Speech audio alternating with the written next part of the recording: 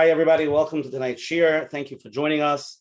Tonight is shir number 81 with Coach Menachem Bernfeld and Let's Get Real program every Sunday night. We have a schus, an honor of having Dr. Meir Wikler back with us. If anybody was here with us from the beginning, Dr. Wikler was shir number 7, and now we're shir 81. So it's been a long ride, Dr. Wikler. So welcome back, and we're very excited you're back. Again, I will start off every week thanking everybody. The growing platform for everybody keeps on posting on their WhatsApp statuses and telling people about the shirim, and more people know about it. And again, I say not every shir is for every single person. We cover so many different topics, but even if it's not for you, it might be for somebody else. They're going through something, or somebody, that will be helpful. So let people know about it. It's very helpful. And again, thank you. If anybody wants to get the chats on the WhatsApp on Sundays, I make the flyer, send it out to everybody in bulk. Just WhatsApp me at 848-525-0066. That's 848-525-0066. And I will send you the flyer every Sunday. You can post it and send it around. Really appreciate it. For all those who are watching this share now on the replay on YouTube, please click on the like button for Coach Menachem. Click on the subscribe button. So every Monday morning when we upload the share, you get all the shares that are coming in. I first want to start off thanking all of our advertising sponsors who promote us every week.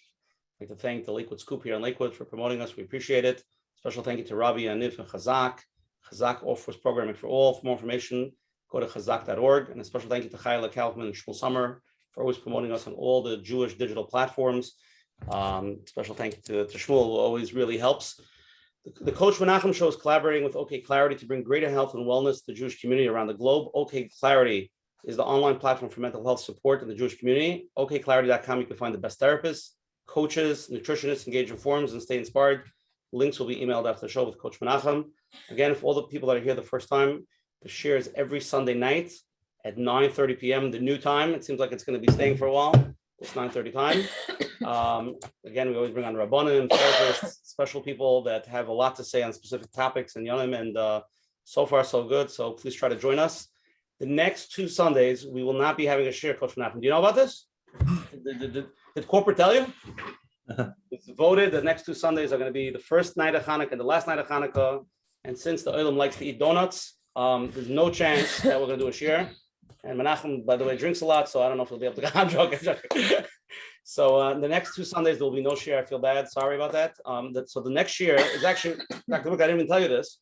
It's going to be a little bit of a, I don't want to say follow-up, but a little bit weiter in marriage. We're going to have Rabbi Sion Schaefer from the Shmooze, who was also on one of the beginning guests, and he's coming out with a book. It's called Some of the 10 Really Dumb Mistakes That Very Smart Couples Make. So I think it's going to be 10 minutes. Yeah. This is 10 minutes to help you marriage and 10 dumb mistakes. So everything is 10. There's obviously something with with the luchas, whatever, but there's something with 10. So it's definitely going to be. I think it's going to work. I know a little bit what he's talking about, so I think it's going to actually work very, very hand in hand. I think after tonight's year, you need that year, so it's good. We'll have the Aschala, and then we'll have that. So please join us December 12th after Hanukkah. It's going to be an amazing, deep program. I spoke to Rabbi Schaefer. He's been working on this book for a long time, so it's going to be something really special. And again, tonight we have this chus and honor of having Dr. Meir Wikler with us here tonight. We'll get back to him in a moment. Let's start off first with a statement, with an opening psichas tavarim from our host, Coach Menachem Bernfeld. Shkoyach. So it is very exciting to have back with us Dr. Wikler, which Baruch Hashem, I've still been getting feedback. Many people are using the partial, whatever they learned. Partial credit. That's it. And that's really, it takes me to different places also. Lav dafka shalom bias. It's positive and negative. If you want to realize, build and grow, you can't look for perfection, because there's very little perfection in this world. So Baruch Hashem, we're back. And thinking about shalom bias, it's not hard to see the generations, our grandparents, parents, and us, to see things are changing. And most of our grandparents, pretty much, he did what he needed to do. She did what she did. They were screaming a little bit, back and forth, but nothing personal, nothing. They didn't take it too far. Today, Baruch Hashem, the world is opening up. We're learning so much more, and they're learning about emotional intelligence and starting to learn about your own emotions and your spouse's emotions, and you're starting to see it is working, it's not working, what should I do? And then automatically you feel lonely and you're not sure, maybe it's his, hers. So it gets a little bit, they have to figure things out on a different level. And the truth is, hopefully we'll be able to hear a little bit tonight. But I know that there are many out of there that are sitting together, the spouse, so you sit Sunday night to hear the information. And tonight you're going to hear information about your spouse or about you. Now there's two ways how to look at it. So I think the first thing is, don't point fingers. And if you want to see any change, it always starts with myself. What can I do to make any change, any movement? And especially now, we're not going to have the next 2 weeks. And Hanukkah is a man of Nisim. And there are people out there who they say, by me, nothing is going to work. Tried everything. I tried, read the books. It is what it is. But you can hope for an S, maybe a little bit of movement. If you do something a little bit different, instead of being stuck in the ways that you were for years already for now, and seeing and believing that nothing could change, by doing things just a little bit different, you'll be surprised. So tonight, the topic is 10 minutes a day. 10 minutes, it could be a lot for you, it could be a little. Depends everybody in their age, their stage. But I think we'll be able to take something and grow, to see some movement and some growth, no matter what stage you are and what age, to enhance the mitzvah here tonight, and we'll be able to take out with a lot of siyata d'shmaya. Shkoyach. Coach Menachem, beautiful opening. Okay, so right before we start, let me just say, when we learn tonight's shir, Zeicha Nishmas, the Mashkiach of the Mir, Reb Aaron Chodesh, it's his first year tonight, so his name is Reb Aaron David ben Harav Meir. Should be a schus tonight, share with the 100 people that are here tonight, and make sure the 1,000 people that listen to it. Should be at least a shoma for him. Dr. Wikler, I just want to say one thing. I was speaking to a friend of mine today in shul. I told him tonight we're going to be talking about 10 minutes, how to enhance his marriage. He said, it's way too much. You got to try to do it like in 3 minutes. So if we could try, if we could do that, I thought it was a great line. I'm going to read your bio, and then the floor is yours. Here we go. Dr. Meir Wikler is a psychotherapist and family counselor with full-time private practice in offices in New Jersey and Brooklyn, New York. He's a sought-after speaker in the U.S., the U.K., and Eretz Yisrael. He's published over 100 articles in various clinical journals, as well as popular magazines such as the Jewish Observer and the Mishpacha magazine. He's also written 12 books on marriage, parenting, psychotherapy, and stories of Hashgacha Pratis, published by Art Scroll, Feldheim, Menucha, and Medea Treasures Israel Bookshops. And many of his lectures and shiurim are available at Torah Anytime. Dr. Meir Wikler, the floor is yours. Thank you very much, Reb Usher and Reb Menachem. I very much appreciate your having invited me back a second time. I'm not a big Baal Tefillah, but I do occasionally daven for the Yomid if I'm in a strange place. And if I come home and try to boast a little bit that I was invited to daven for the Yomid, so my wife always reminds me, it's not a covet to be asked to daven for the Yomid. It's only a covet to be asked to daven for the Yomid a second time. The first time they never heard you, so it's not a covet, but they hear you and they invite you a second time, that's a covet. So I consider this a very big covet that you're inviting me back the second time after you heard me the first time, you still want to hear me again. So I consider that a very big covet. When I meet people at a social event, strangers, and we're just getting to know each other, and people ask me, so what do I do for a living? And I tell them, so 9 out of 10 times I get the same question. Tell me, what's the most common marital problem today in the frum community? And then if I'm at a smorgasbord and I'm trying to swallow what I'm eating before I answer, typically the person answers their own question. I know what it is. They're arguing about the children. They can't agree on how to handle the children, parenting issues. That's what's causing all the problems. Or they say, oh, maybe, it's the in-laws. The in-laws are always interfering, and that's what causes problems in the marriage. If they just butt out and leave the couple alone, they would do so much better. And other people say, nah, it's money, right? They can't agree on how to spend the money. He spends too much, she spends too little, the other way around. They're always arguing about money, right? So I usually smile and go back to table for another helping of Schlishkes or whatever it is that I'm eating at the smorgasbord. Because typically, when people ask me that kind of question at a simcha, they're really not interested in hearing my answer. They want to tell me their answer. But if you invited me to be here tonight, I think you want to hear my answer.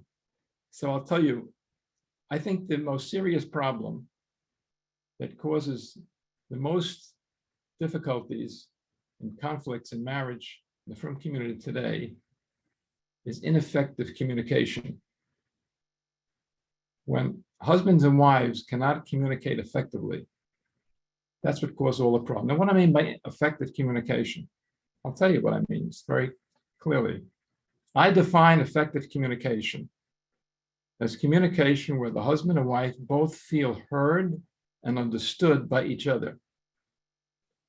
And on the contrary, if a couple is experiencing ineffective communication where either or both spouses feel that their husband or their wife doesn't really get it, doesn't really understand, and they don't really know how they feel, they can't get through to them, they just can't get their point across, there is nothing more aggravating, painful, or distressful than that, to live with someone who you feel just doesn't get you, doesn't understand what you're trying to say, or doesn't really understand you, then I think there's nothing more frustrating and upsetting than that.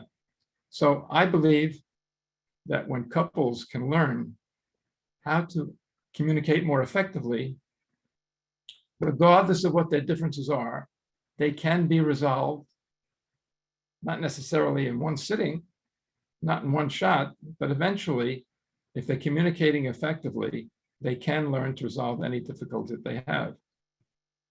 Now, in order to do that, it's necessary for couples to learn sometimes a new way of communicating with each other than they didn't do before. For example, there's 4 basic marital communication skills that every couple needs in order to have a successful marriage. If any or both spouses are deficient in any one of these skills, it's going to cause a strain in their relationship. And if it's more than one skill, it can cause some serious heartache and problems. What are the 4 basic skills? I just run through them quickly. Number 1, you need to be able to express your negative feelings like hurt, disappointment, criticism, without attacking. Number 2, you need to be able to listen to your spouse's negative feelings, because no one's perfect and everyone has complaints, and you can't live with someone without complaining about them sometimes. And you need to be able to listen and hear your spouse's negative comments without being defensive. Number 3, you need to be able to express positive feelings comfortably and freely, and you need to be able to hear and accept your spouse's positive feelings without awkwardness or embarrassment or deflecting it or turning it away. You need to be able to fully accept it. Couples can master these 4 skills, then I think they're on the right path towards resolving any difficulties that they have, any differences that they have. Now, in order to learn these skills, it's necessary to go through a process of what I call taking turns. And that's a dramatic departure from what people have done their whole lives. Most of us, since we learn how to talk, communicate like a tennis game or a volleyball game. The ball goes back and forth over the net. I speak and you listen, and you speak and I listen. We go back and forth like that. There's a very simple reason we communicate with people that way. And the reason is because it works. That's why we do it. However, there's one exception to that rule.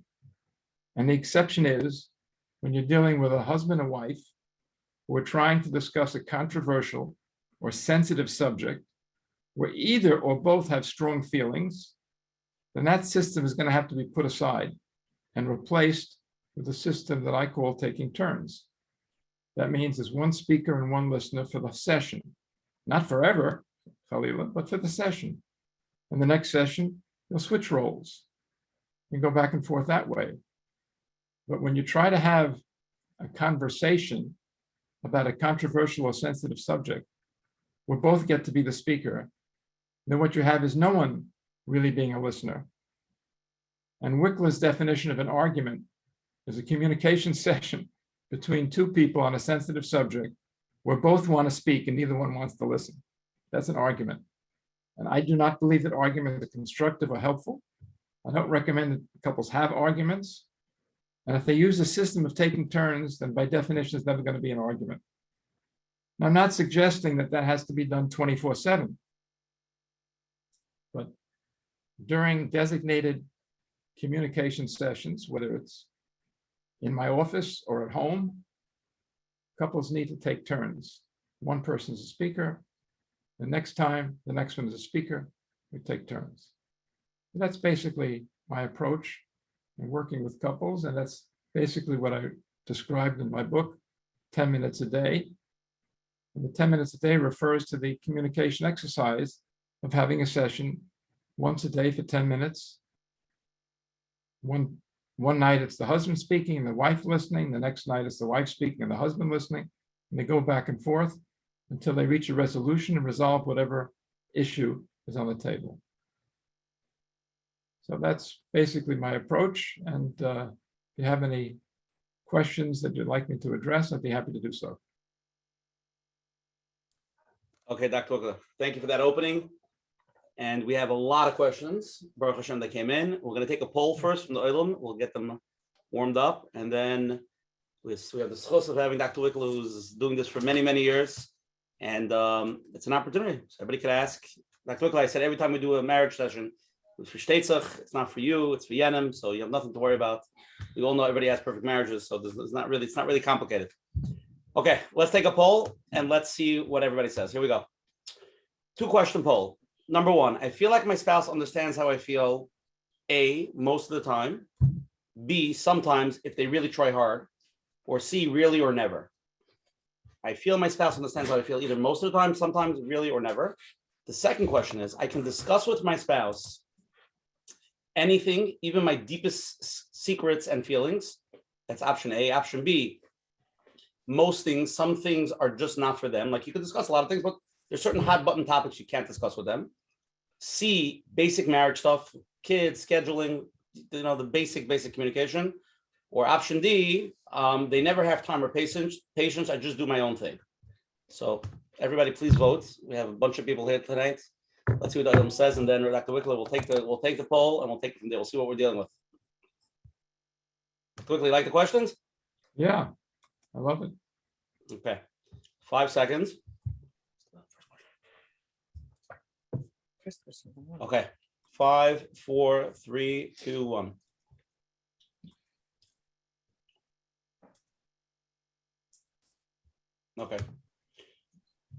Okay, so these are the results. I feel like my spouse understands how I feel. 51% of people said most of the time. 36% of people say sometimes if they really try hard. 13% of people say really or never. Second question, I could discuss with my spouse. 32% of people said anything, even my deeper secrets and feelings. 32%. Second choice is most things, some things are just not for them. Certain hot buttons, those things they can't discuss. Third option is basic marriage stuff, kids, scheduling, 17%. And the last answer is they never have time or patience. I just do my own thing, 6% of people. Okay, let's X the poll. We can get it off the screen. Let's start with the first question. Dr. Wikler, do you want to say anything about the results? Yeah,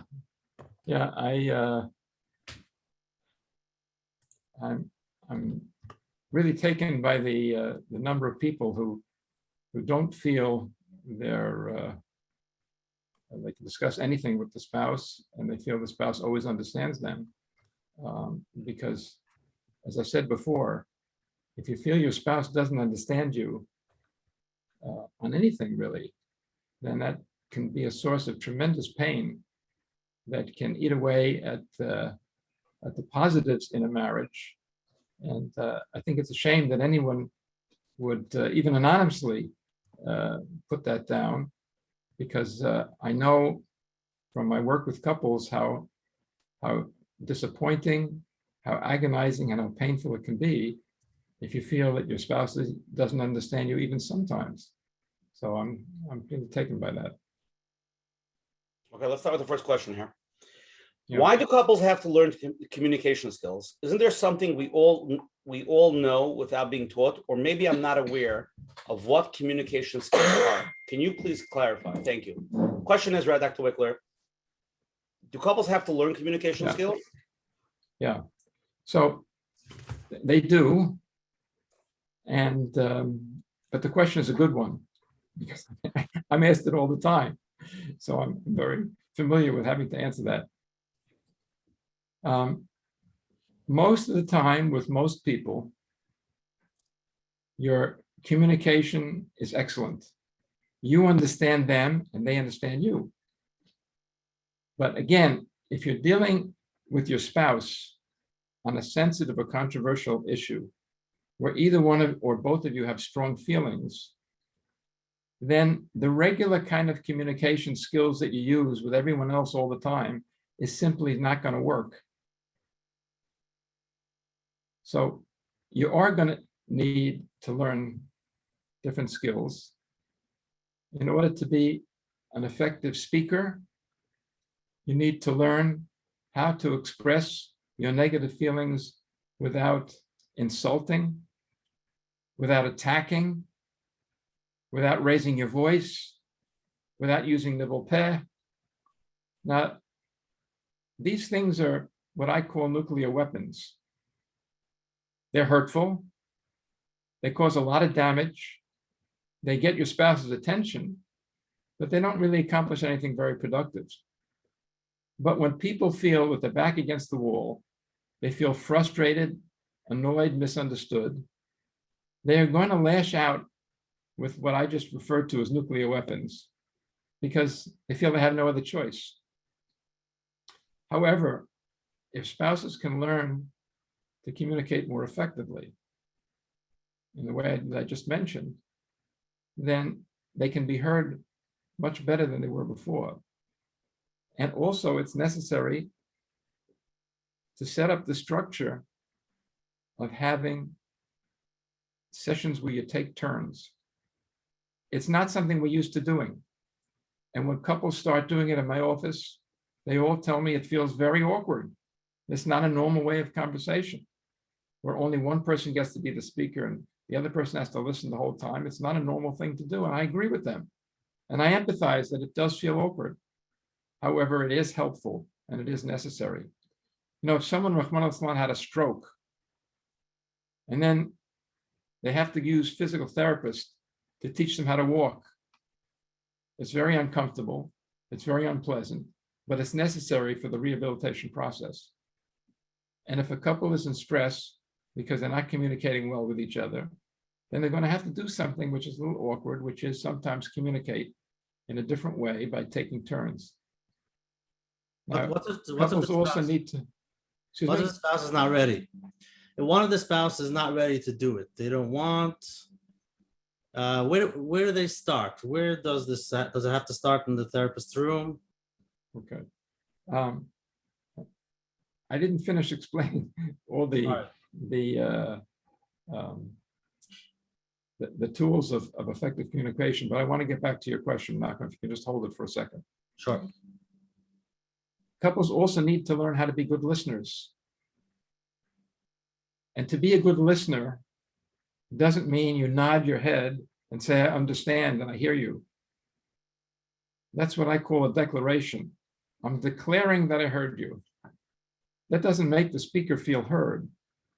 Just someone saying, I hear you, I understand you. That doesn't prove anything. In order for a speaker to feel heard, the listener has to demonstrate that they heard and understood. And that's done in two ways, and both ways are necessary. The first way is by reflecting. By that, I mean repeating what you heard in a paraphrase in your own words. So basically, what I hear you telling me is, did I get it straight? Is that what you're trying to tell me? Reflecting. That at least lets the speaker know you heard the words. But then the second thing, which is even more important, is a listener has to ask good questions. It's only by asking good questions that the speaker really feels that the listener was connected, trying to understand and taking in what they said. I don't require that a listener agrees with the speaker, but the listener has to pay attention, reflect, and ask good questions. Okay, now, you, Menachem, have not repeated anything I said tonight, but I know you're paying attention. How do I know? Because you just asked a good question. That's how I know you're paying attention. So repeat your question again, and I'll take it up now. I basically want to know the first steps. I know we're talking about couples here. So Yes. one is maskim and looking forward, and they want to start this new thing, this new mahalach. The other one is out to lunch. Okay. This is not an uncommon situation. It happens very, very often. So if someone calls me, for example, and presents that to me over the telephone and says, I want to get help, but my spouse is unwilling. So I'll tell you what I tell them. I say, you have two choices. You can not come, because obviously we can't work on your marriage if you're both not here together and your spouse is not willing to come. So then I guess there's nothing you can do about it. And if you don't come, then you're empowering your spouse and allowing them to control you by refusing to come. Then you're not getting any help yourself. However, the other choice is you could come alone. Now, I'm not suggesting that you're going to come alone forever and that anything is necessarily going to change in your marriage if only you are coming. But there's a few things that can be accomplished if you come alone. Number one, you and I may be able to figure out a way to get your spouse to join. We'll discuss strategies that may be able to pull them in. And even if not, you could learn strategies for dealing with them that would empower you. So I always tell spouses, if they tell me that their other spouse is unwilling to participate in any kind of counseling or growth program of any kind, I tell them, you come yourself. And at least you're going to get help in dealing with what you're dealing with at home. And maybe through the work that we're doing together, we may be even able to get your spouse to join. Okay, Dr. Wikler, I want to jump on this question. It's a tough question, but it's going to catapult the conversation. I feel like I'm stuck. Can you please help me? From the outside, we have a beautiful marriage for 20 years already. We married off kids. However, there is no way my spouse can understand me emotionally. She just doesn't get me. Is it possible there is nothing that I could do? Or maybe you have a solution. Thank you. Well, I don't think there's nothing you can do. I think there is a solution. And I think the solution is that you need, both of you, to learn to communicate more effectively. Now, I understand you're not getting through and you've tried and failed up to now, but just because you've tried and failed up to now doesn't necessarily mean that there's no hope. And the mashal I like to give when someone presents that same question to me is that about 25 years ago, I had a minor dermatological problem that was causing me a lot of stress. It wasn't a serious problem, but it was causing me a lot of discomfort. And I went to a top dermatologist. He prescribed a cream, which took away the problem. But then when I stopped using the cream, the problem came back. So I went back to the dermatologist. He said, use it more, and then it'll go away. And it did. But when I stopped, it came back. And after a few visits to that dermatologist, and I just felt the same thing was going on, I wasn't getting anywhere. So I thought maybe I need a different dermatologist. Well, to make a long story short, I consulted 4 top dermatologists, all excellent reputations, excellent track records. And they all basically told me the same thing. I'm using the right cream. You see it's going away. And just use it more. And I was suffering for about 6 months with the problem going away and coming back a few days after I'd stopped using the cream. And then I was sitting learning with one of my chavrusas, and all of a sudden I felt the problem coming back a few days after I had stopped using the cream. And I was really going out of my mind. And I could have used a therapist maybe to help me deal with that. But my chavrusa said to me, what's going on? I told him the whole sad story of what I've been suffering through the last few months. I said, I don't know what to do anymore. He says, you know what? You may have to see a better dermatologist. Let me do some research for you. He came back a couple of days later. He gave me the name and phone number of the chief of the dermatology department at a major hospital in Manhattan. It took me weeks to get an appointment with him, and it cost me an arm and a leg, but it was worth it because I came in. I didn't even show him the problem. I just gave him the history. He told me he knew what the problem was, and he was right. Not to keep you in suspense, he said that the cream I was using was very strong. As a result, that area of my skin had developed an addiction to the cream. When I stopped using the cream, I was getting a withdrawal reaction on the skin, and that's why it went away when I used the cream again. But when I stopped, it came back. He told me I needed to go cold turkey, not use the cream anymore. He gave me an over-the-counter medication to give me temporary relief. And he was 100% right. It's over 25 years, and Baruch Hashem, it never came back. My point is, if you go to a dermatologist or any other specialist and he doesn't help, and you're trying, it doesn't mean that dermatology can't help you. It may mean you need another dermatologist. And I'm saying the same thing to you. If you've tried communicating to your spouse and you just feel your spouse just doesn't get it, just doesn't understand you, and no matter what you've done, however you've tried, you can't get through, you may just need to learn a different way of communicating. And maybe you can get through if you try a new way. Okay, Dr. Wikler, let's go to a topic that I think is really relevant to a lot of people. So everybody who's listening, it's probably your spouse that wrote it in about you. I feel like my spouse doesn't listen when I talk. He's honest. They are, let's not say his, it could be a woman the other way. They are always on their phone, busy with 1,000 other things. I work on my communication. I listen to Dr. Wikler. I talk, but I feel like I'm talking to the wall. I get so frustrated. I feel like it's just a whole waste of time and energy. I want to have a good communication, a good and healthy relationship, but he's not there. The technology issue, Dr. Wikler. Okay. So this is a very common problem. People think they're listening. They believe they're listening, but they're really not listening. And the first rule of effective communication that I teach couples when I work with them is you never, ever speak unless you have a listener. And if your spouse is not prepared to listen to you, then it's wasting your time and energy and effort to even try to speak to them.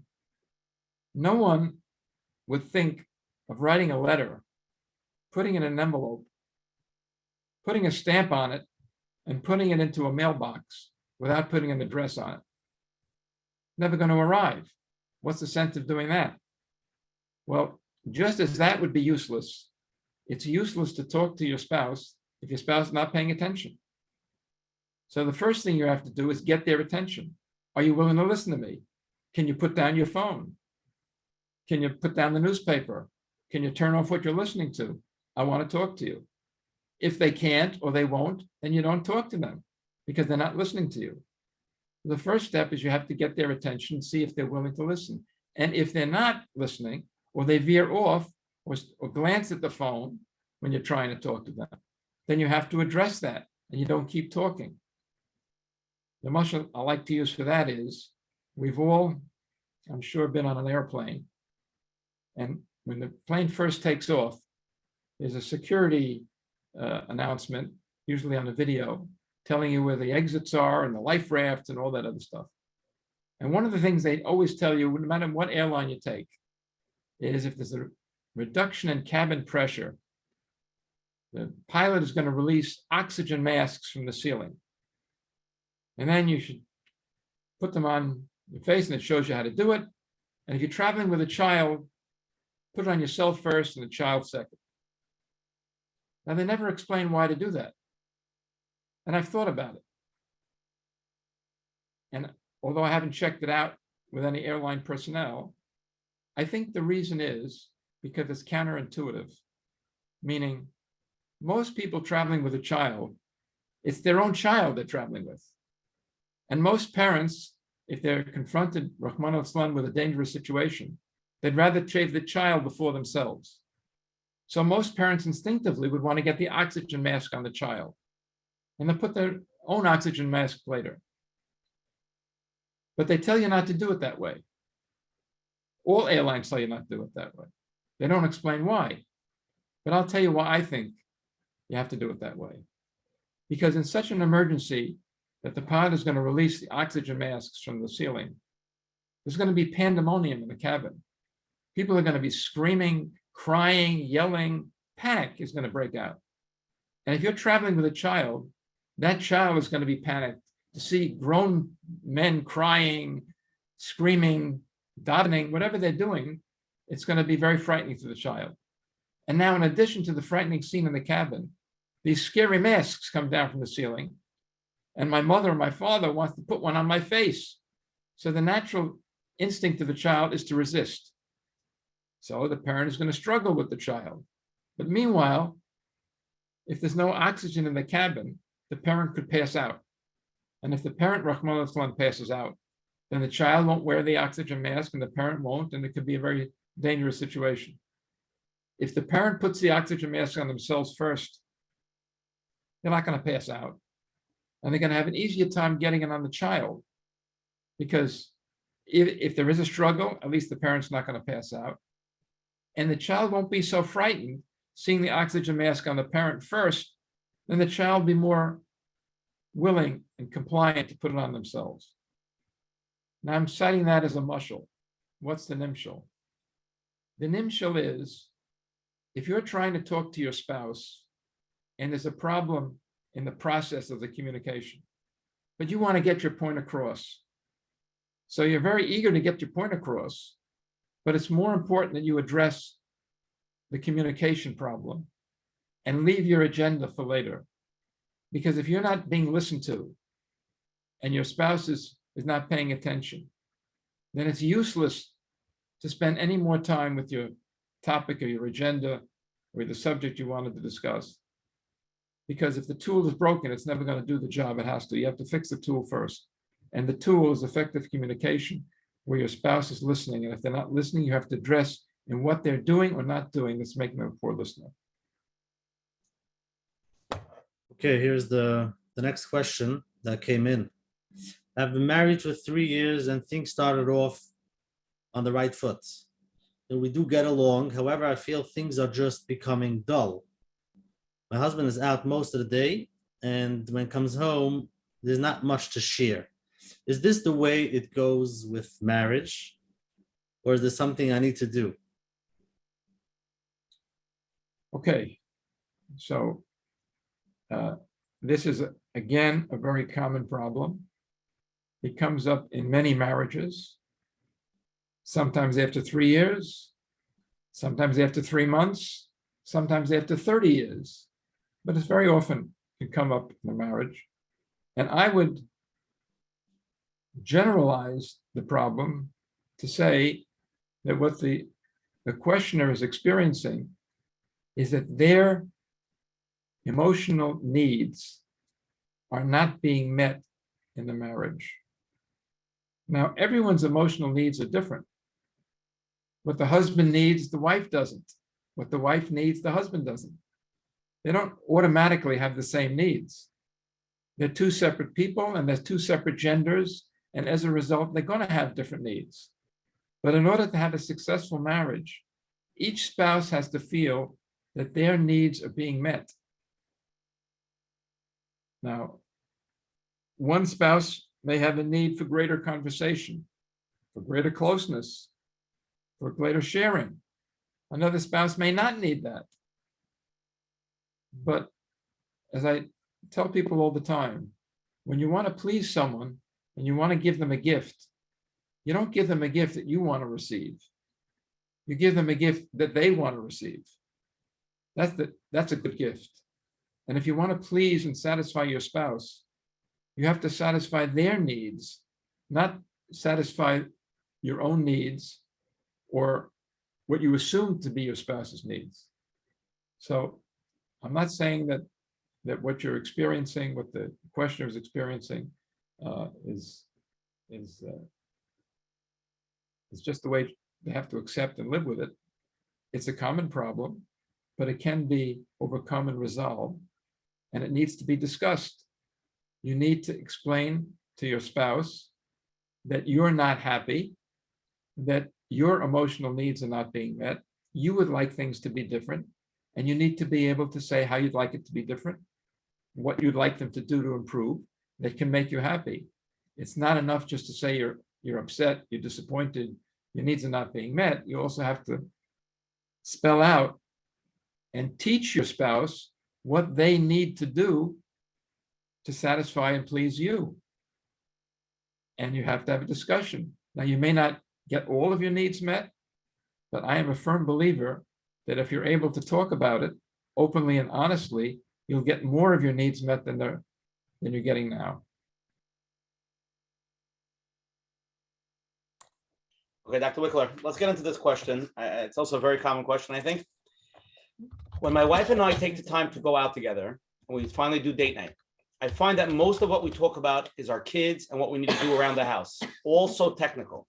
Can you give us some advice on how we can actually go out and grow our marriage and feel close again? Okay, that's an excellent question.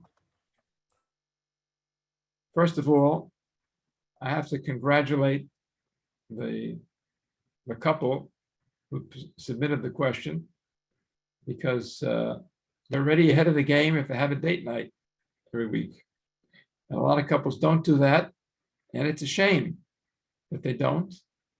And if more couples did, then they'd be able to put me and my colleagues out of business very easily. But it's not enough just to have the date night, because the conversation,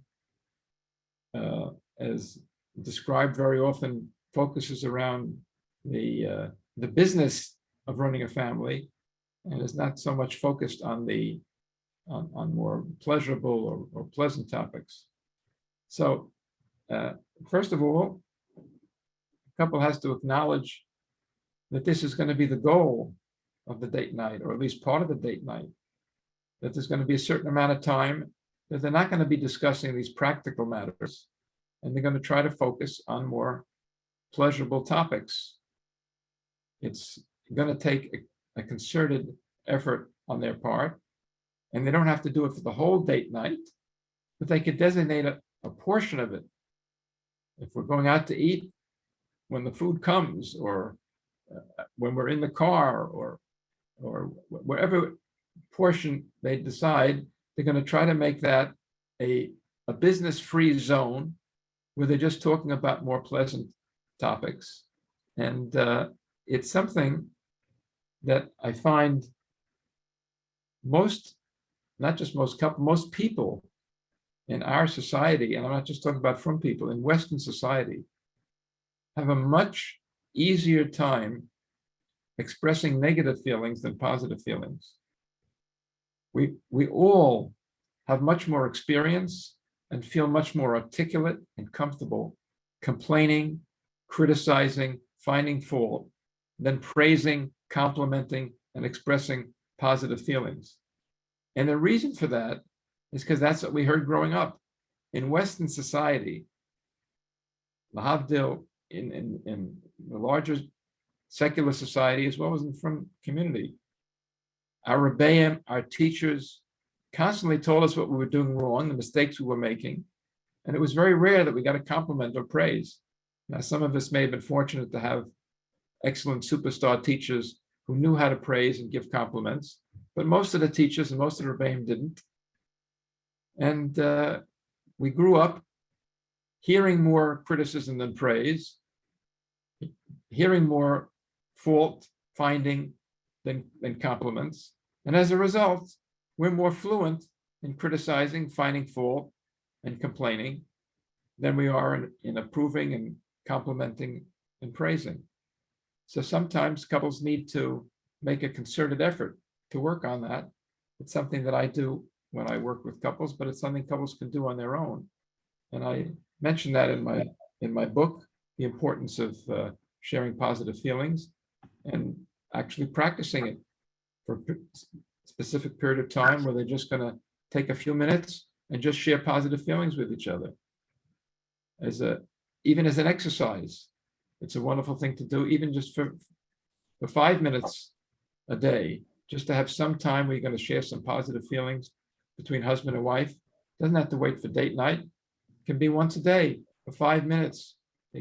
When I teach couples how to do that, they come back and tell me that that's the highlight of the day.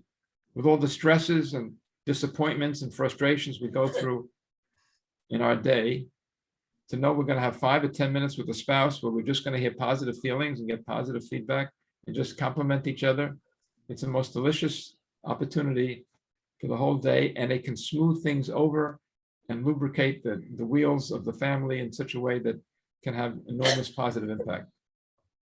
Amazing, Dr. Wikler. Beautiful. Okay, let's go. You're on live question. Hi, Dr. Wikler. Thank you for taking my question. Baruch Hashem, I'm a working person, and the job that I have is an online job. I work at home, and I'm home most of the day.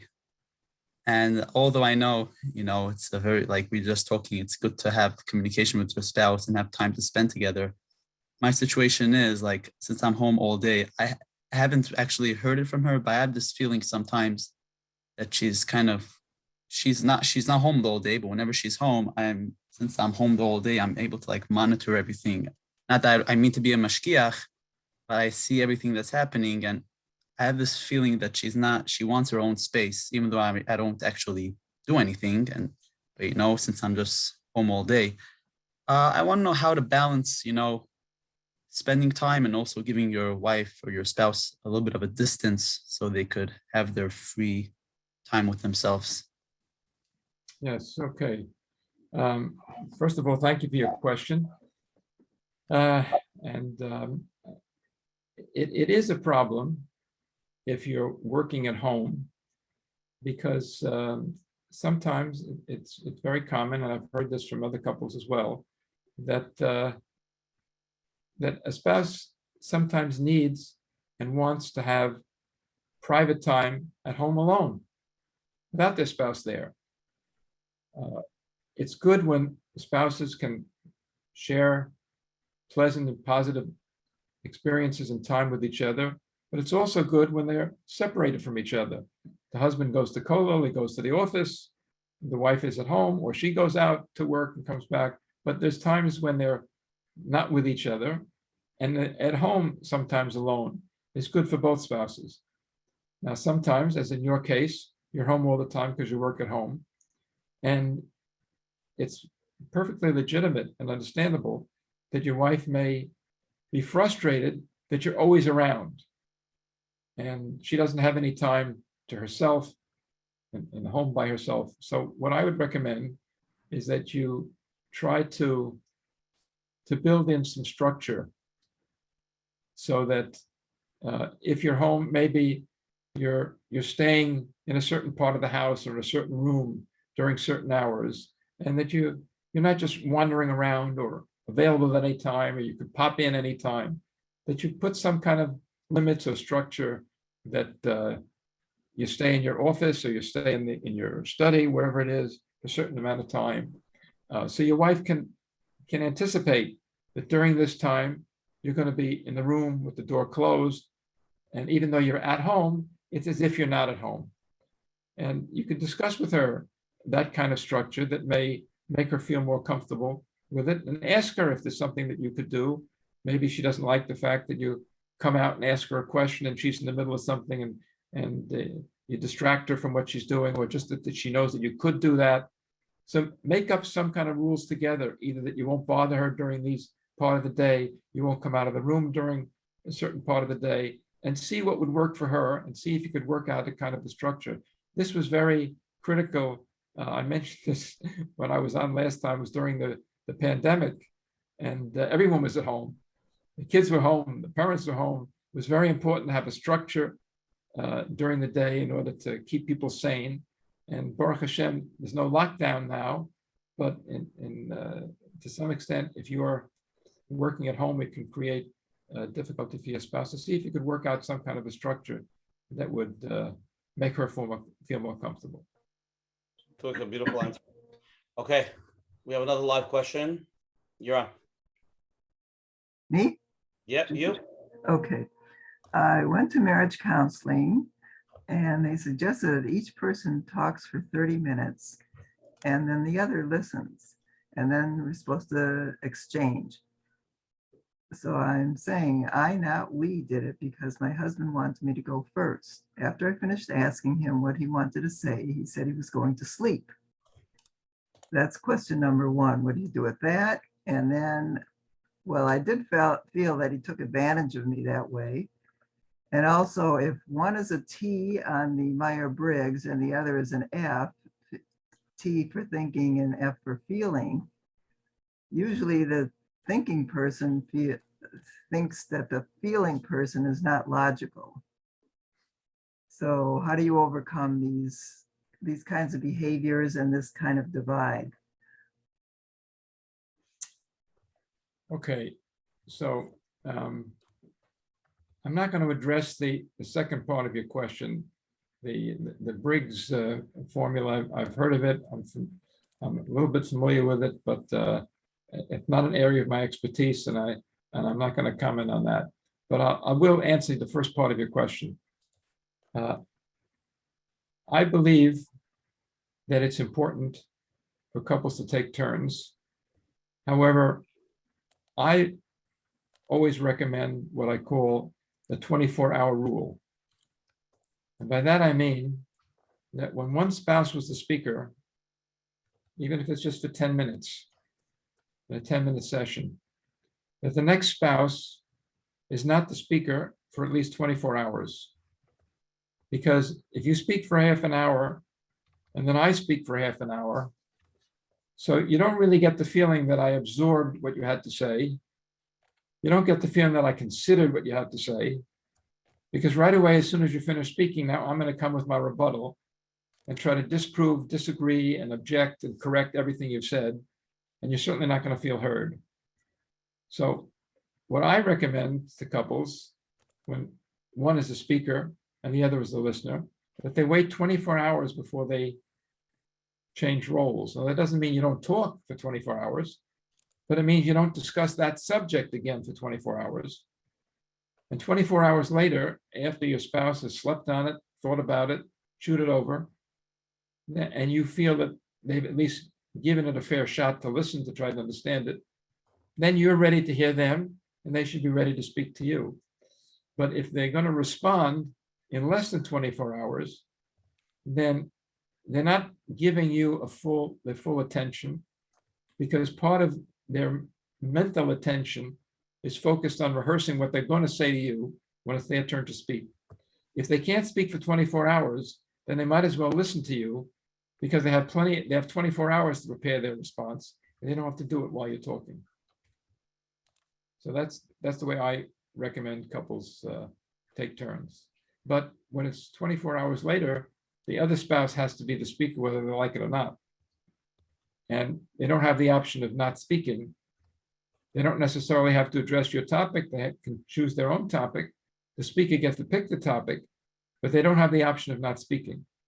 So both spouses have to speak when it's their turn, and it's not allowed for one spouse to say, I have nothing to say. So they have to respond in some way, either with your own agenda item or responding to what your spouse had to say. That's the way I approach it. Okay, great, Dr. Wikler. I want to get to this question also. Go ahead. Somebody just texted in, actually. Often when I'm sharing my feelings, my spouse considers as attack and criticism. Then my spouse will avoid talking to me and being busy on the phone or being busy with household things. How do I break the cycle of the feeling that it's criticism when I'm just sharing how I feel, and therefore prompting the avoidance? They have the cycle constantly. When they open up, the person gets hurt. So anytime the person tries now to do it in a more healthier way, how do you break that cycle? Okay. when you're expressing your feelings, they may be what I call negative feelings. You're not happy, you're disappointed, you're hurt. And if it's as a result of something your spouse did or didn't do, then regardless of how you want to spin it, you are criticizing your spouse. But I don't think criticism is a four-letter word. I believe you're allowed to criticize your spouse, but you have to do it the right way.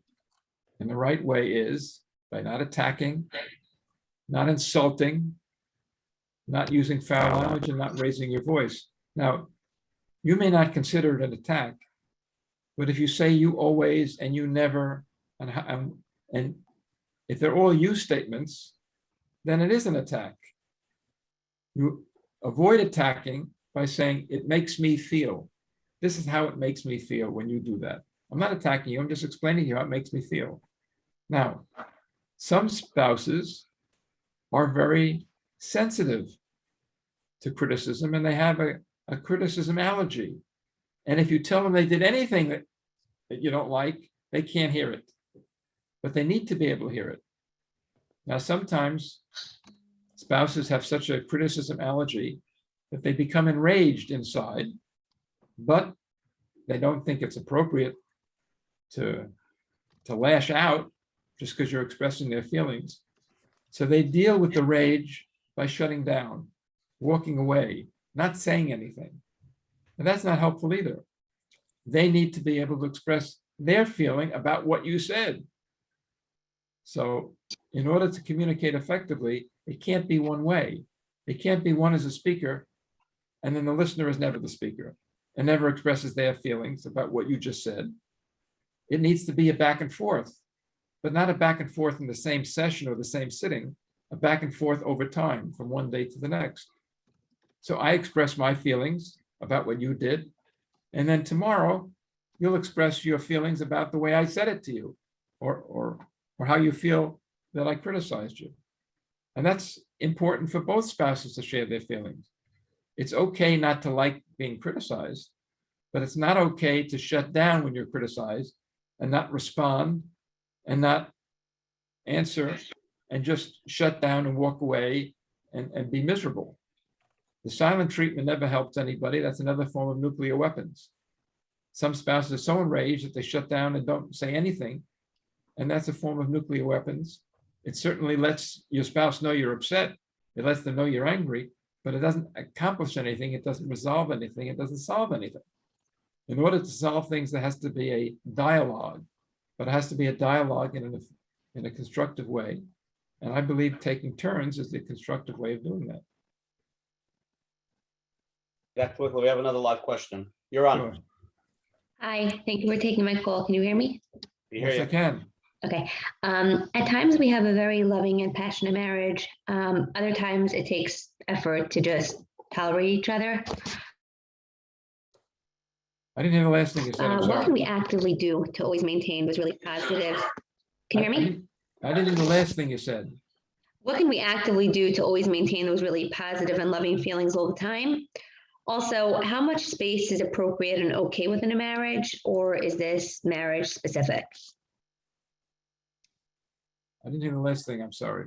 She's asking two things. She's asking, the last question she asked is, how much space is appropriate within a marriage, or every marriage is specific? Is there sometimes you just want your own Daled Amos? Somebody sent in a question before that they happen to like, also like just, times when it's quiet. Okay. When it comes to space in a relationship, there is no right and there is no wrong, and there isn't one size fits all. And it's not about doing the way it's supposed to be.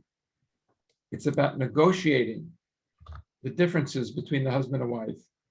One spouse wants more space, one spouse wants less space.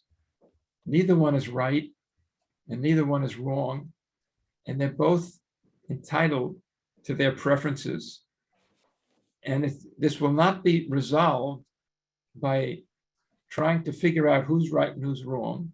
And it won't be resolved by going to someone and asking them who's right and who's wrong, whether it's a therapist or a Rav, a Rebbe or Rosh Hashiva, how much space is appropriate or right is not going to resolve it for any couple.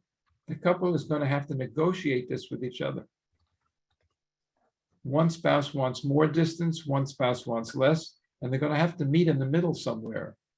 But in order to do that, they're going to have to respect each other's preference and not try to attack the other as being wrong and they are being right, but respect each other's preference and work from there to try to reach a working compromise that both can live with.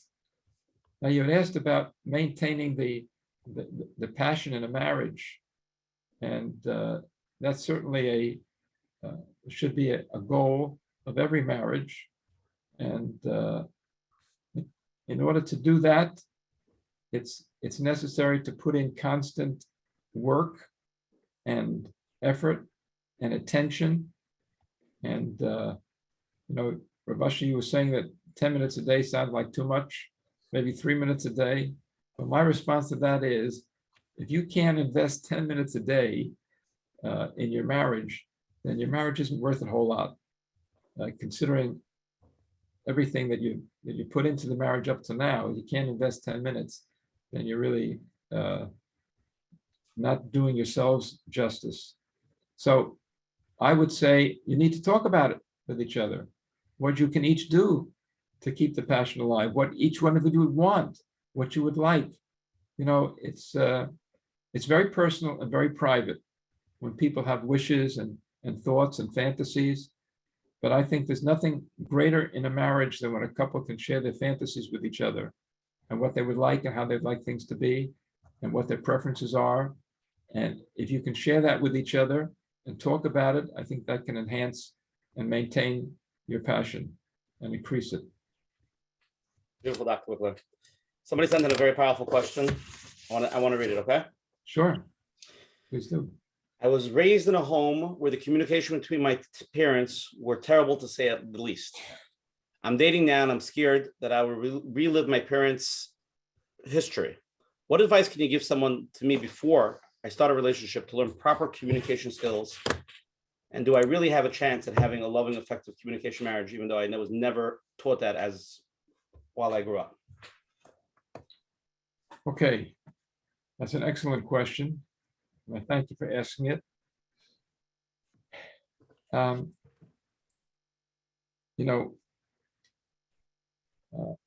It is hard to have a close, compatible, loving relationship with a spouse when you didn't see that in your own home growing up. Because we do tend to emulate what we saw in our own homes. And we do tend to follow the pattern that we grew up with. And it certainly can be scary if there was no shalom bayis in your home growing up, and now you're on the cusp of shidduchim and dating and about to establish your own home. So I have another favorite mashal. I like to use mashalim. I think you've noticed that by now.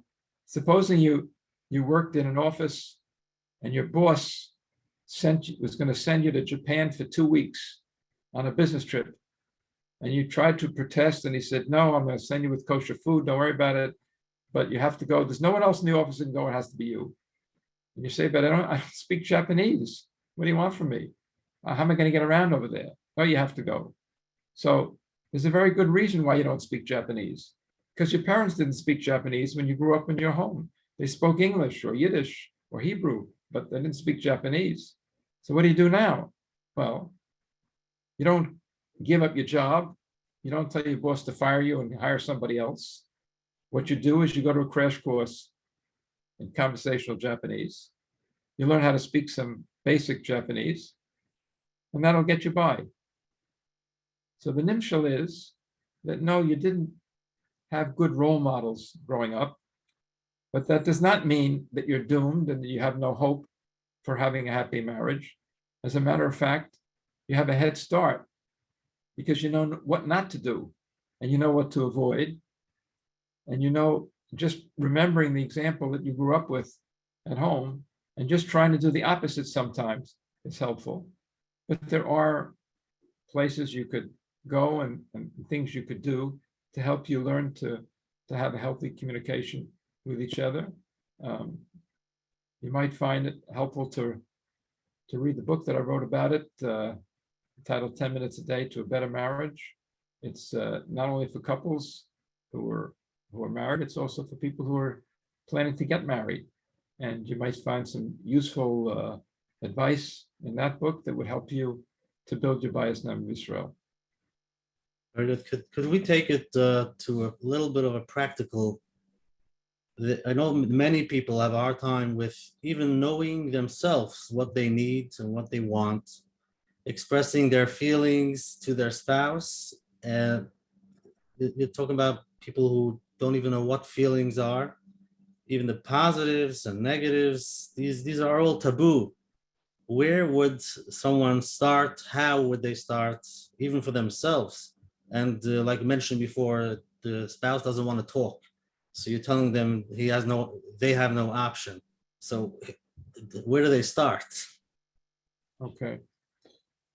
Another excellent question from Coach Menachem. Sure. Yeah. There are spouses who are unhappy and disappointed and miserable in their marriage. And when their spouse says to them, so what would you want me to do differently? So what would you want from me? How would you want me to help you? What can I do to make you feel better? And the answer that they give is very honest. I don't know. Now, that obviously puts the other spouse in a tremendous dilemma. They want to help. They want to provide the needs of their spouse, but the spouse isn't able to articulate it. So they're kind of stuck because they have no roadmap. So that's basically what your question is. What do we do then? So if a spouse is unable to be in touch with their feelings, is unable to identify what it is that they really want, how they want things to be different, what their needs are, and they're not even aware of their feelings or able to articulate it, then that's someone who is probably going to need some individual therapy, or to work with a coach or a counselor, or an individual therapist to help them get in touch with their feelings and be able to learn to identify their needs so they can express them and articulate them to their spouse. So marriage counseling won't help for that, but marriage counseling might identify that one spouse may need some individual work with someone to be able to help them to get more in touch with their feelings, be more aware of their needs, so then they can communicate it to their spouse. Very good. Okay, so this brings us into this question that came in. We fight all the time. Disagreements sometimes go for hours, and then they sort of make up, and things are okay. And then a short time later, the same issues and same things come up, and the same heat and the same fight. So, what would you tell them? How can they resolve the issues properly that it would work for more long term, so that they don't get back into it again and again, the same issues? Okay, I would imagine that this particular couple that's fighting and making up and fighting and making up, and they just keep going around and around like a merry-go-round, that when they're making up for hurting each other during the fight, but they're not really resolving the issue. They were fighting about some issue where they disagreed or differed with each other, and they're arguing about it. In the course of arguing, they're hurting each other.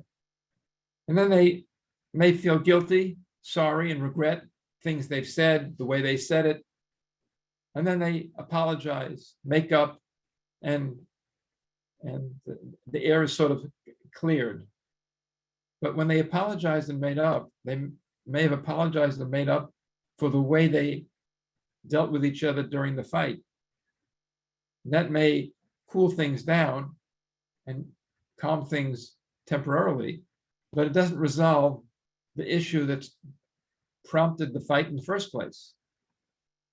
Now, if they're fighting, then I gave you my definition earlier that an argument, according to Wikler, It's a communication session between two people who both want to be the speaker and neither one wants to be the listener.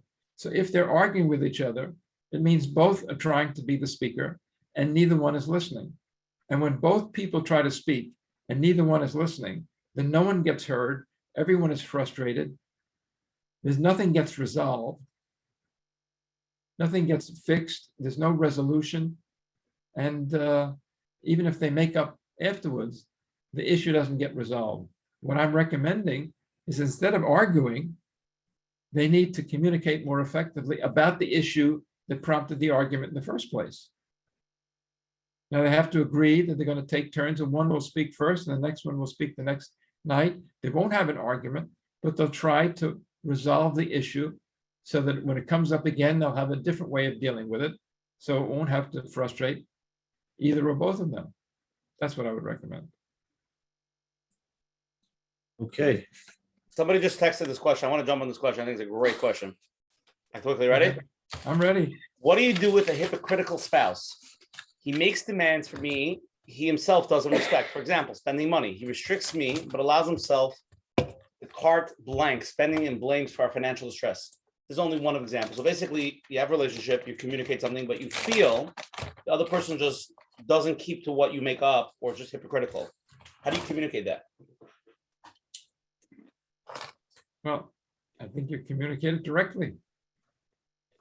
You have to be blunt about it and tell things like it is.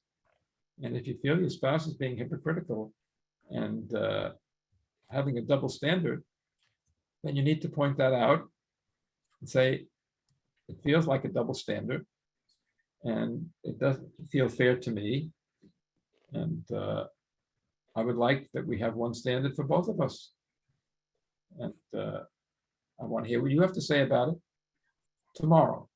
But today I want to explain to you why I feel that you're being hypocritical when it comes to money. I think you have to be direct, open, and honest about it. Not beat around the bush. Tell it like it is. Some people, after many years of marriage, they're maybe scared even to mention what they're thinking. Yes. That's because they don't feel safe. And one of the things that this kind of structure that I propose for couples to use creates a safe place where they can really bring up anything, because they know it's built into the system that the spouse can't disagree, object, argue, or even contradict, or even correct. So when you have both spouses following the rules of being a good listener, when it's their turn to listen, then it's creating a very safe place where you can bring up literally anything. But without that ensured, guaranteed safety, a lot of spouses are not talking about things that really need to be discussed. And when things need to be discussed and they're not, it's like a cavity that can grow and grow until a person's going to need a root canal job. And that's going to be very painful. I just want to jump on this. Somebody asked, is it okay to communicate the problem through writing, or should it all be or it all has to be verbal communication? Okay. Writing certainly makes it easier. And I know couples that text each other, which I can understand why someone might want to do that. It certainly feels safer to put something in writing, but I think a lot gets lost in communicating through writing. Now, I have communicated to people in writing in therapy sessions when they couldn't tell me what they really wanted to tell me, and I suggested they write it to me, and they did. But that was as a substitute when they couldn't speak at all. But if there's any way to have direct verbal communication, then I think that's always preferable, because there's body language, there's tone of voice, there's facial expressions that are so critical to understanding each other then if you're going to communicate in writing, all that's going to be lost. So I wouldn't recommend it. It's good for beginners. Yeah. Here's this question. I find myself getting frustrated minutes into a conversation because he has the habit of disagreeing with me on almost everything. And he wears me out until I either agree with him or get frustrated and give in. How can I handle this better? Okay. Well, first of all, there are two things I want to say. First of all, a lot of couples, when they're discussing a disagreement with their spouse, they approach the disagreement from the standpoint, what I call principle. Principle basically means I'm right and you're wrong. Let me explain to you why I'm right and why you're wrong, and then the matter will be solved. It's very understandable why spouses would prefer to approach any disagreement based on principle, because there's two advantages. Number one, once I convince you of the principle, then you agree that I'm right and I don't owe you any debt of gratitude. Secondly, once I convince you of the principle, then I never have to discuss it again because we've established that I'm right on this matter, and that carries us forward till 120. Now, even though those are two good reasons to discuss things on principle, there are also two good reasons not to, because you're setting the bar too high for your spouse to ever clear. No spouse is going to want to agree that you're right and that therefore they don't owe you a debt of gratitude if you go along with what they want, because it may be a concession. And if you're going to make a concession, at least you want appreciation for it. And secondly, you don't want to feel that you're locked in, that now until 120, you're going to have to do it this way forever. So therefore, I recommend that couples approach their differences based on preference rather than principle. By preference, I mean, I'm not saying it's right. I'm not saying it's wrong. That's the way I like it. That's the way I want it. Could you please do it that way? Now, that means if you agree to me, then I'm going to owe you gratitude. And I'm not guaranteed you're always going to agree to do it that way.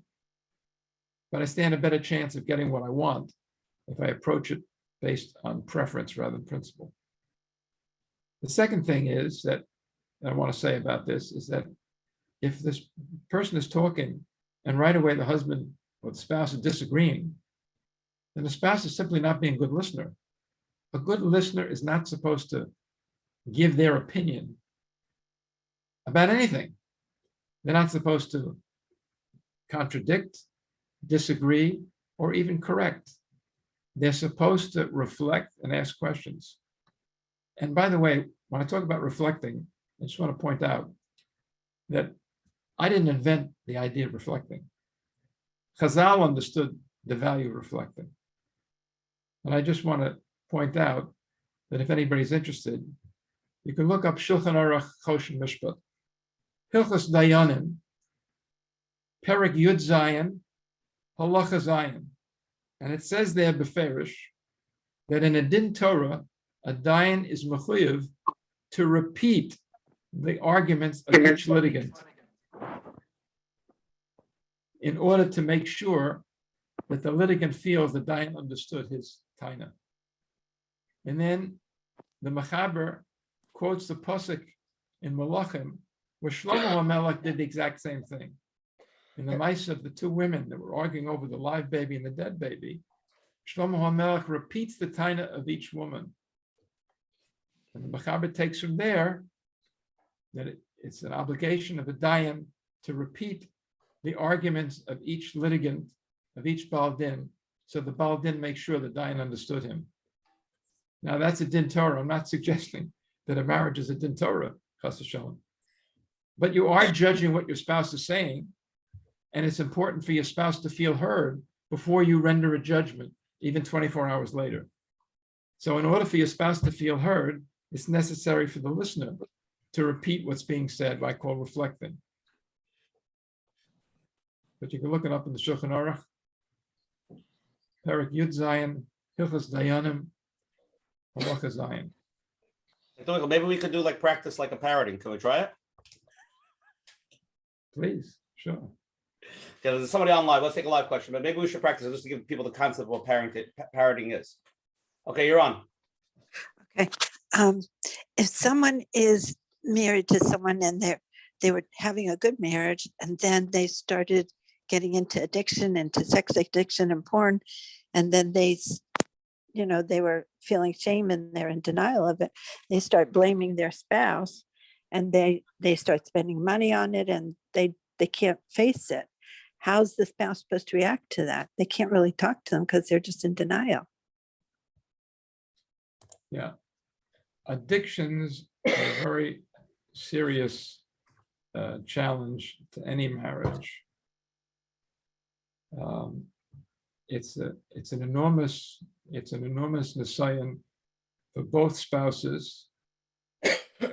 I'm a very strong believer in the effectiveness of 12-step programs, and I would strongly encourage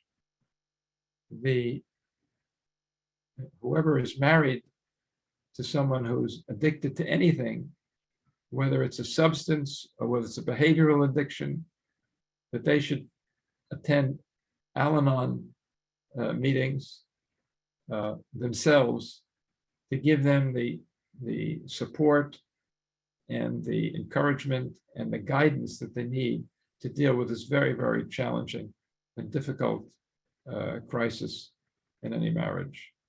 That's what I would recommend. Can we do a parroting between me and you? Just to give, because people are texting, let's play it out. Sure. So I'll be the wife, you'll be the husband, okay? Fine. Who's the speaker? I'm gonna speak. Okay. You're gonna listen. I want you to parrot back to me. Okay. First of all, reflecting is not parroting. Okay. Parroting is not good listening. If you're repeating word for word, then it's not showing that you're really understanding what's being said at all. So it's a paraphrase, not a parroting. So you're saying I should parrot? No. No, I'm joking. Okay. Okay, Go so ahead. the wife, I'll be the husband, you be the wife. Fine. I'm waiting for you to come home. You're so late. The kids are all screaming in the bathtub. I don't understand why you don't listen, why you're on the phone, why you're texting, why you're calling somebody. Okay, hold. Before you go further, let me make sure I understood what you're telling me so far. You're asking me why I came home late, and you're telling me you're having a hard time because the kids are driving you crazy and they're on top of you and you're really at the end of your rope with them, and it sounds to me like you're upset with me that I came home late. Did I understand you correctly? Oh, yes, you did. Thank you. Okay, you're welcome. Okay. That was easy. What else did you want to tell me? Most times they say, no, that's not what I meant. Okay, then what did you mean? Every day it's different. Then you told me you're going to be home on time, and I wanted a supper, and I wasn't ready. And now you wanted to, I'm not available, and I can't continue like this. Okay, so you're telling me you're very frustrated that I didn't come home when I said, and you prepared supper for me in order to be home, and it was ready for when I said I would be home, and then I came home later, and you're feeling you just can't continue like this, and you're very upset with me. Did I understand you correctly? Yeah, I know you're using Wikler's techniques. Well, But we've done this before. I learned something on Sunday night, and I'm trying to practice it. What can I say? I want to get into a different topic. I mean, it's a very, very, very, very, very powerful question, but it's a topic that, like, when people communicate and things don't go their way, like how to deal with it. So basically, it's a little bit off topic, but I think the point is very strong. My wife often makes nasty comments to me in front of our children, saying things like, "You're so stupid, stop being a lazy bum, take care of yourself." And our poor kids have to listen to these comments over and over. I discussed it with her, we made up, but yet it seems like it's like second habit, like she just keeps on doing it again and again. What can I do to either effectively communicate it again when I feel it's going nowhere, or what's my other option to help myself? People that, like, they communicate, but then they have a second habit that the other person can't control themselves. So this needs to be brought up and discussed obviously behind closed doors. You need to tell your spouse that it's very embarrassing, insulting, hurtful for you to be criticized in front of the children, and it's very damaging for the children to have to be exposed to that kind of attention. And you'd like to work out a system where whatever criticism or negative comments that you have, that you'll share with me, not in front of the children. And if you feel it must be said at the moment, then simply tell me you want to discuss something with me privately in the next room, and I'll drop what I'm doing. I'll go with you to the next room. We'll discuss it there. But it's totally unacceptable that you put me down, insult me, or even criticize me in front of the children. And we simply have to work out another system and another way that our disagreements can be kept behind closed doors for our benefit as well as the benefit of the children. Okay. Now, there's one more question that came in that was emailed. I'm going to read it. I think it's a sequel of the thing. It's a very powerful question, and then we'll go to closing. Okay, Dr. Wikler? Fine with me. Well, it's a long one. Okay. Our marriage has been quite a roller coaster ride for a long haul, as my husband suffers from emotional and mental health challenges. Aside from the communication being a struggle, I basically shut down all feelings for him pretty much as it means to getting through it, staying focused on raising my family healthy. He's finally waking up to reality that I'm feelingless for him, and it's extremely upsetting for him.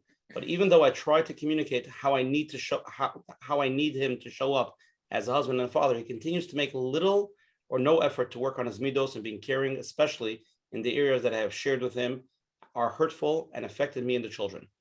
He does some things here and there to show that he's a nice person, but will not work on midos and is extremely self-preoccupied. Is there anything to get him to understand where he needs to come through for me, even to start feeling a sense of respect for him? He seems not to understand it in regular words. I know I sound demeaning at this point, but I'm just looking for a way to be able to respect him when I really don't feel like I do. Okay. So obviously this is a person who's having none of their needs met, is very frustrated and terribly disappointed. And the suggestion I have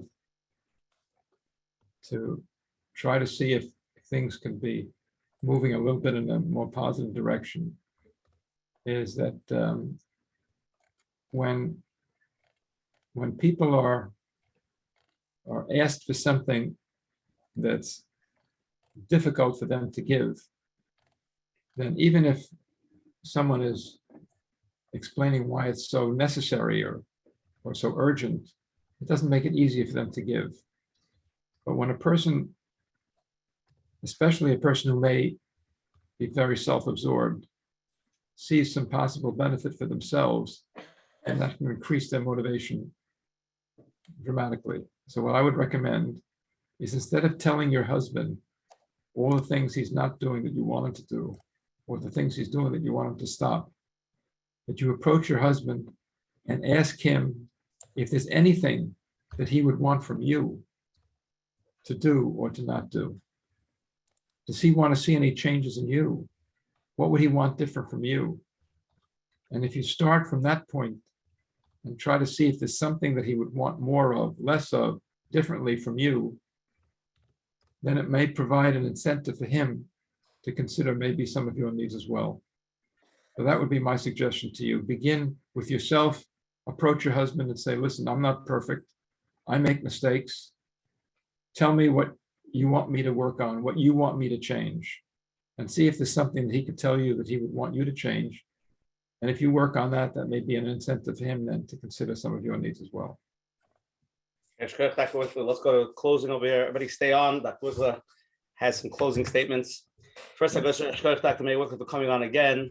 Dr. Wikler, the joke we always make is when it comes to Adam, says, Kivin Shehigat, Shuva Nechayis Onagit, that you can't repeat.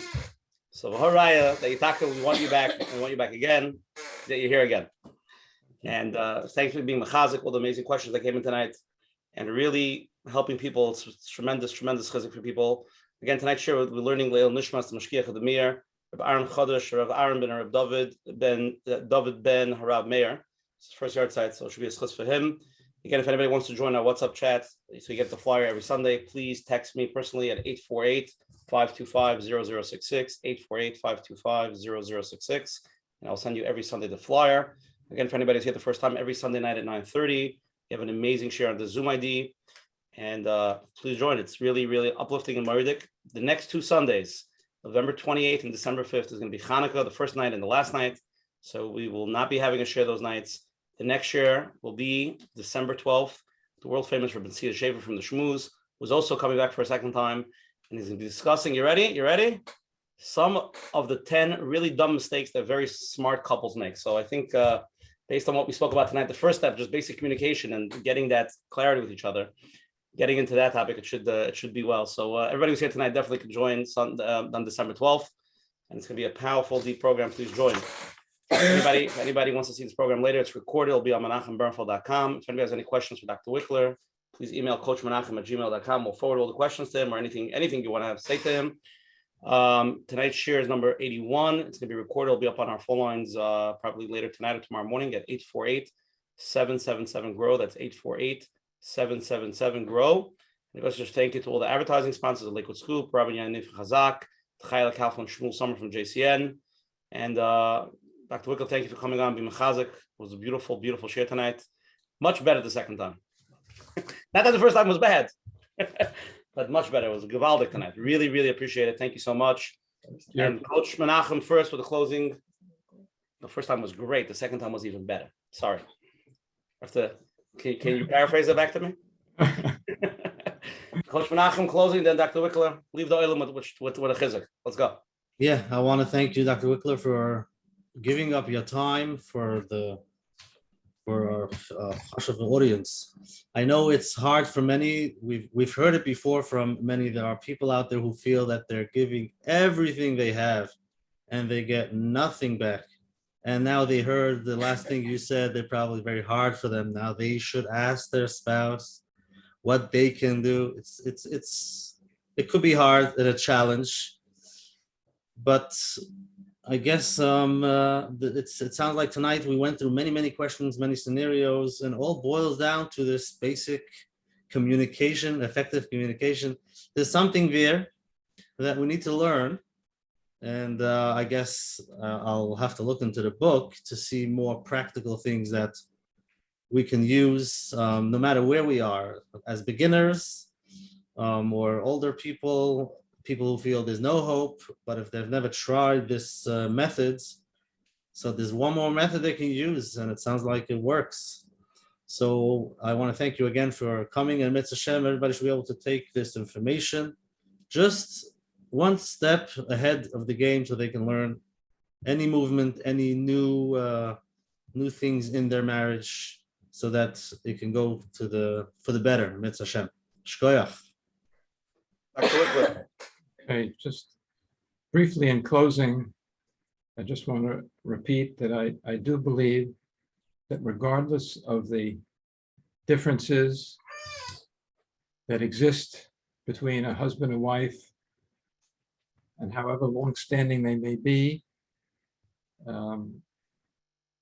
literally any disagreement, hurt feeling, or a conflict, I believe, can be resolved to the mutual satisfaction of the husband and wife if they learn to communicate effectively with the system we was talking about today.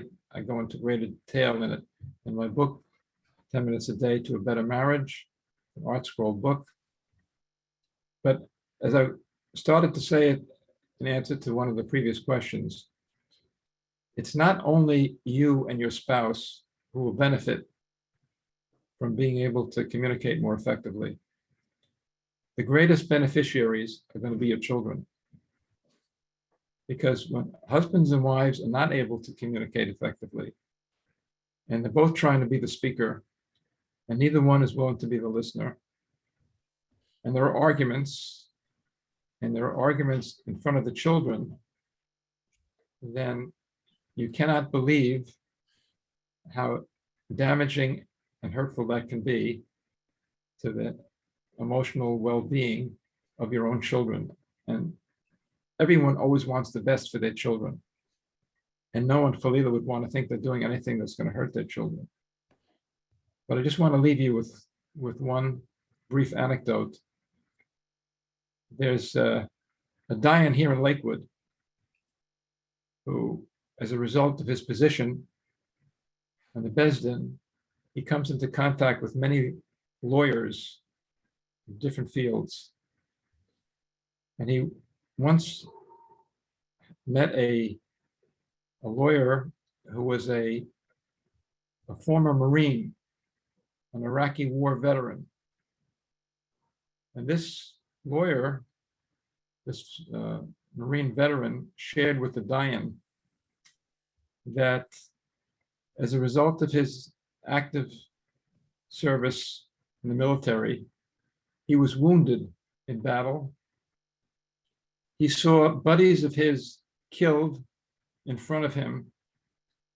And on occasion, he even had to kill people as a soldier. In spite of those horrific experiences that he had, the most traumatic experience he ever had in his life was lying in bed at night as a child and hearing his parents fight with each other. That was the most traumatic experience he had, including his wartime experiences, was hearing his parents fight when he was a child. And I can tell you there is nothing more terrifying to a child than lying in bed at night and hearing their parents fight. So if you don't work on your marriage for yourselves, at least do it for your children. They're the ones who are going to be the greatest beneficiaries. I thank you again for inviting me and participating in this wonderful project that you have. And I also want to thank Madison Title for giving me their office today. This is not my office here. And I thank them for being so generous and gracious and letting me use their facilities tonight. And I wish you continued hatzlacha with Coach Menachem with their Let's Get Real program. I think it's a wonderful service that you provide to the frum community. And I thank you for giving me the opportunity of participating tonight. Thank you. Meir Wikler tonight. Thank you, everybody. Have a Freilich Chanukah. Enjoy the donuts. And we will see you December 12th with Rabbi Schaefer. Dr. Wikler. Shkoyach. Thank you. Thank you.